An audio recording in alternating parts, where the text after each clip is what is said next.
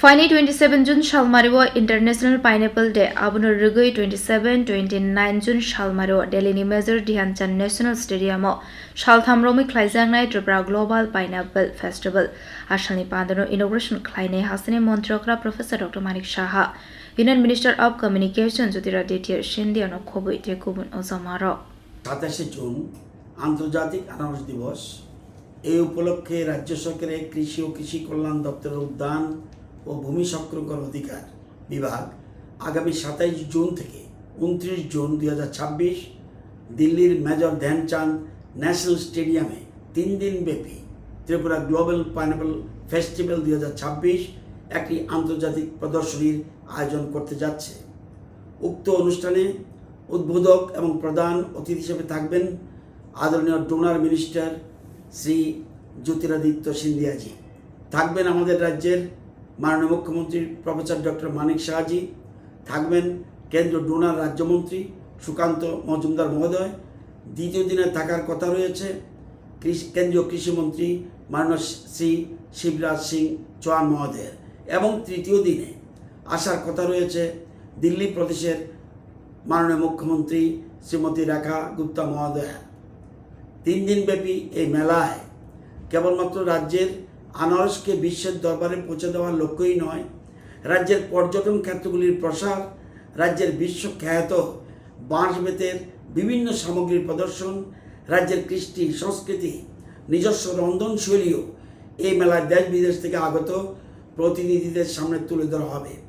এই অনুষ্ঠানে রাজ্যের 5 জন আনারস চাষিদের সম্মানিত করা হবে। এ মেলায় রাজ্য থেকে মোট 25টি স্টল খোলা হবে। ত্রিপুরায় মুখ্যত 2 ধরনের আনারসের চাষ হয়, একটা হলো কুইন জাতের, আরেকটা হলো কিউ জাতের আনারস। 2014 সালে এই কুইন আনারস জিওগ্রাফিক্যাল ইন্ডিকেশন, যাকে আমরা জিআই বলি, অর্থাৎ ভৌগোলিক নির্দেশক ট্যাগের মাধ্যমে জাতীয় স্বীকৃতি লাভ করেছে। এই জাতের আনারসে vitamin A, B, C, calcium, magnesium, potassium এবং আয়রন পাওয়া যায়।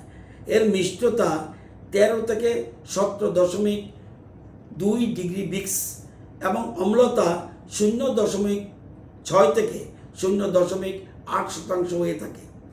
রাজ্যের মোট আনারস চাষিদের প্রায় 70 থেকে 75%ই জনজাতি সম্প্রদায়ভুক্ত। বর্তমান আমাদের রাজ্যে মোট 12,097 হেক্টর এলাকায় আনারসের চাষ হচ্ছে। আমাদের রাজ্যে বছরে গড়ে আনারসের মোট উৎপাদন 1,78,062 মেট্রিক টন। ত্রিপুরার কুইন আনারসকে একটি বিশ্ব স্বীকৃতি ব্র্যান্ডে পরিণত করা ও রাজ্যের অন্নদাতাদের জন্য একটা স্থিতিশীল জীবিকার মাধ্যম তৈরি করা, রাজ্যের গ্রামীণ এলাকায় কর্মসংস্থান সৃষ্টি করা এবং রাজ্যের আনারস বাগান থেকে আন্তর্জাতিক বাজার পর্যন্ত একটি পূর্ণাঙ্গ ও শক্তিশালী ভ্যালু চেইন গড়ে তোলা। গত 27 মে 2026 তারিখে নিউ দিল্লিতে মাননীয় ডোনার মন্ত্রী শ্রী জ্যোতিরাদিত্য সিন্ধিয়াজি এবং রাজ্যের মাননীয় মুখ্যমন্ত্রী প্রফেসর ডক্টর মানিক শাহজির উপস্থিতিতে 236 কোটি টাকার মিশন কুইন পাইনাপল ত্রিপুরা নামে একটা মেগা প্রজেক্টের আনুষ্ঠানিক সূচনা হয়। সেখানে আমি নিজেও ছিলাম। এই প্রকল্পের মুখ্য উদ্দেশ্য আগামী 3 বছরে আনারস চাষের এলাকা 12,000 হেক্টর থেকে বাড়িয়ে 15,000 হেক্টর করা। এই প্রকল্পে 10টি প্যাক হাউস, রাইপেনিং চেম্বার স্থাপন, 20টি শীততাপ নিয়ন্ত্রিত গাড়ির ব্যবস্থা, GI labelling machine, wax coating machine, ওজন মাপার যন্ত্র, ফাঁসাই সম্মত খাদ্য নিরাপত্তার ব্যবস্থা করা হবে। আরেকটি গুরুত্বপূর্ণ বিষয়, ব্রোমেলিন হলো আনারস গাছের কাণ্ড এবং ফল থেকে নিষ্কাশিত একটি এনজাইম, যার মূল্য বিশ্বের ওষুধি বাজারগুলিতে প্রতি কেজি 15,000 থেকে 25,000 টাকা। আমাদের রাজ্যের কুইন আনারসের ব্রোমেলাইন এর কার্যকারিতা অত্যন্ত বেশি।